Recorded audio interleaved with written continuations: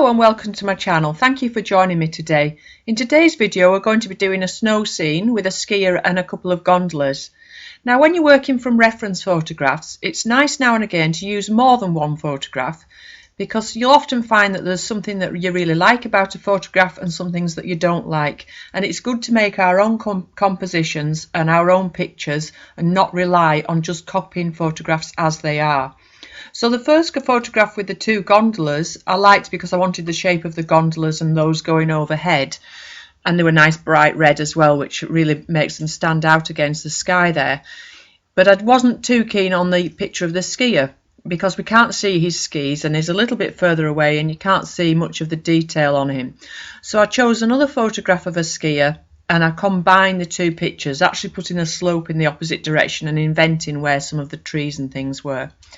So both of the photographs were off Pixabay, so that's Pixabay. So if you go to pixabay.com and pop in skiing in the search engine, you'll get lots of lovely pictures of snow and ski scenes that you can work from. So to begin with, I'm on a not pressed 140 pound watercolour paper, and I'm doing it in pencil to start with. Now when you do in pencil first and then do your ink, the good thing about that is you're looking at your reference picture or whatever your inspiration is, you're looking at it twice and you're thinking about it twice. So you'll notice when I come on to doing the ink on the top of it, I go into a lot more detail and I add things and I leave things out. So you can correct yourself as you go along. Firstly with the pencil drawing, then when you come to put your ink on, and then afterwards again with the painting you might alter things. So don't be set in stone right at the beginning. Having said that, you do want your initial drawing to be accurate so that you've got something to work to, you know, regarding the size of the gondolas and things like that. You'll see me measuring them. Okay, so once I've put the ink on, I will then obviously erase it before I come to put the watercolours on. Some of the things that I did add to the drawing, which I hadn't put in the initial pencil drawing, was some people in the gondola. So obviously one of them doesn't have any people in because that's the one coming back down, and the one going up's got people in. So we did the skier a little bit differently. His posture, or her posture, I think it's maybe a she, the skier. If you look at it, I've not got that angle right at all. It should have been much more bent at the waist, but it still looks like a convincing figure. So as long as it looks convincing to you, you don't have to be completely copying the photograph that you've got there. Just use it as an aid, and you'll see I alter the colours as well. So when you come to putting the colours on, the sky, you'll notice I washed right over the top of the gondolas because there weren't going to be any colours on those gondolas that were any lighter than the sky. So I could just go straight over the top of it and not worry. But obviously I went around the figure.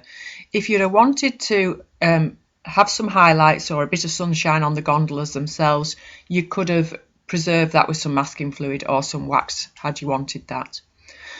When I came to doing the figure and the gondolas at the end, I used the paint very thickly, almost straight from the pan. And you'll notice that the colours on the jacket and the pants and the helmet and things on the skier himself did merge into each other a little bit. Don't worry about that. You've got a very good, solid picture underneath that's going to show through with your ink lines. So you can be quite loose with your watercolour. And with this subject, both subjects, both the gondola and the person, are moving. So having a little bit of, watery effects of the colours going into each other and merging is all going to help with that anyway. So don't be over fussy about getting that paint within the lines. Let the wet paint touch each other and run into each other a little bit. And you can always save it and move it with a damp brush as well if you want to. So after I put the sky on, you'll notice I went straight in and put the trees on wet in wet. But when you're working wet paint into wet paint, the thing you need to remember is to have your second layer much thicker. So you have more pigment and less water. So I made a grey out of the three primaries for the trees to push them into the distance, quite a lilac-y grey. So more red and blue than yellow in that mix. And a thicker mix than the sky, and just let them sort of disperse into the sky. Just popping the colour in, you'll see, just dropping it in, and again you've still got that pen line of the branches and everything showing through. So this is the great thing about ink and wash, using ink with watercolour. So as long as you've got a nice permanent light fast, water fast ink pen to work with, you can have a lot of fun with this technique, making a nice detailed solid drawing and then just popping some colours on top and enjoying applying the paint, because we all like getting our colours out and applying the paint. Okay, so the other thing to say is to keep it feeling nice and cold. Obviously used a lot of blue in this picture, so I've not put much yellow in there at all for any sunshine or anything like that. The snow itself, I've left quite a bit of white paper, and the rest of it's just blues and lilacs. You could have put some more pinky greys in there. All sorts of ways of getting snow, but don't forget, snow is not necessarily going to be white when you're painting it. You've got a lot of shadows and reflections. Actually, now I'm thinking about it, I haven't put the shadow in of the person, so you could have spotted that and told me about that, but that's one thing. I'm looking at the photograph now and I've not got a shadow on the skier, but maybe it's behind him. Okay, so I hope you found that useful. For those of you that are looking forward to going skiing this season, I hope you have a good time. Plenty of snow at the moment, I think, in the Alps, so we should all be having a good time when we get there to do a bit of skiing, which was why I sort of chose this subject today, because we're all, you know, it's that time of year. So thank you for watching. Any questions, if you want to pop those in the comments below, I'll get back to you as soon as I can. And also, if you're new to my channel, I've got new videos every Monday and Thursday on a variety of subjects and media.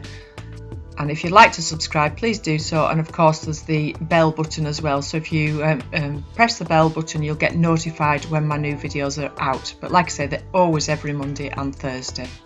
So I'll be back again with you soon on Monday, and I look forward to seeing you then. And bye for now.